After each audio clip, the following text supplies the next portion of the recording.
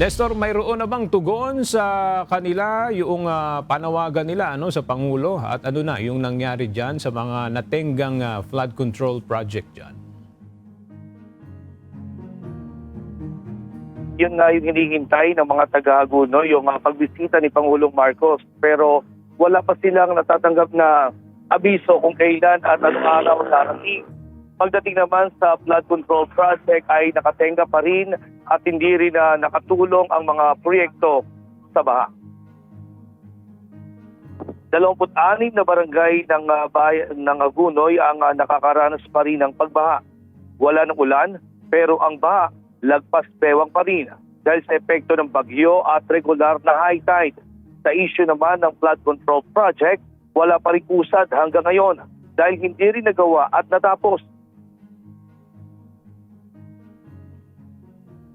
Katulad niya, dapat flood control yan. Dapat matataas yan. Kung pinuputol nila yung sheet pile, mabababa na, mabubuhay pa. Kasi ang nangyari, putol-putol, putol-putol yung project. Sana may continuity na ginawa nila ng master plan. For example, San Roque, isang isla na barangay, kulungin ito ng sheet pile. Matindi rin ang pakiusap ng mga taga-Hagunoy na sana'y bisitahin o mapuntahan na sila ng Pangulo nang makita ang kanilang kalagayan at matulungan sila sa kanilang problema sa flood control. Ang iba nagawang magpaskil na ng karatula para iparating ang kanilang pakiusap na mapuntahan sila ng Pangulo ng Bansa.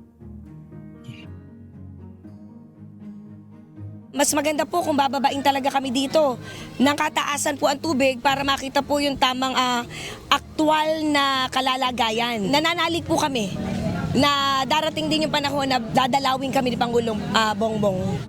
Bisitahin mo naman kami dito, Pangulong BBM at Sec Vince Dizon.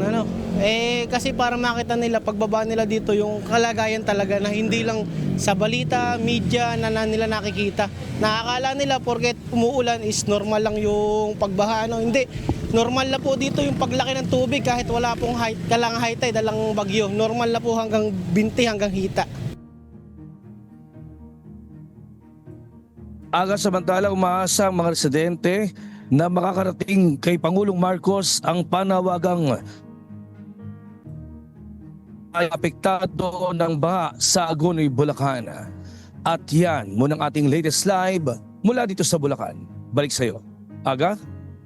Nestor, ngayon ay sumisikat na ang araw at umiigi na yung panahon. Yung bang paghupa ng tubig baha doon sa mga affected areas, mabilis ba o talagang mabagal pa rin yung paghupa ng baha?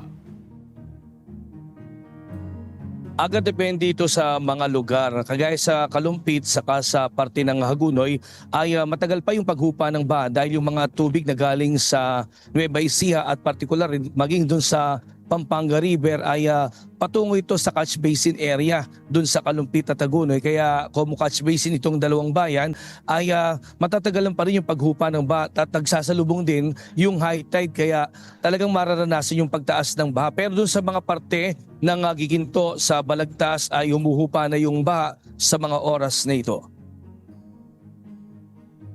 Ibig sabihin, Nestor, yung mga nasa evacuation area, yung mga affected families ay nandun pa rin sila sa kasalukuyan sa evacuation area o pinapayuhan na silang bumalik doon sa kanilang mga bahay dahil hindi pa naman ganun kabilis pala yung paghupa ng baha dyan? Sa parting Kalumpit at sa Hagunoy, marami pa yung mga evacuees na mga nandoon ngayon. Pero doon sa parte naman ng Giginto, sa parte ng Balagtas at Marilao, ay marami na yung nakauwi sa kanilang mga bahay. Kung ikukumpara ito nung nakaraang mga araw na nasa 4,000 pamilya. Pero siguro sa ngayon ay umaabot na lang din na nasa mahigit 1,000 pamilya na lang yung mga nasa evacuation center sa Bulacan.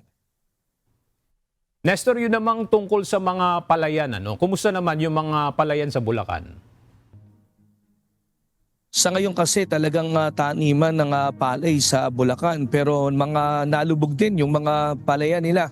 Pero ay sa ilang mga magsasaka, ito naman ay kumbaga naka-apekto rin sa iba Pero sa iba naman ay nakaganda dahil meron ng patubig kumpara nung nakaraan na talagang walang patubig yung kanilang mga sakahan. Sa ngayon kasi umaabot na ng nasa 180 mahigit o 180 meters ang level ng tubig sa Angat Dam at ito nga ay nakatulong na rin sa mga magsasaka.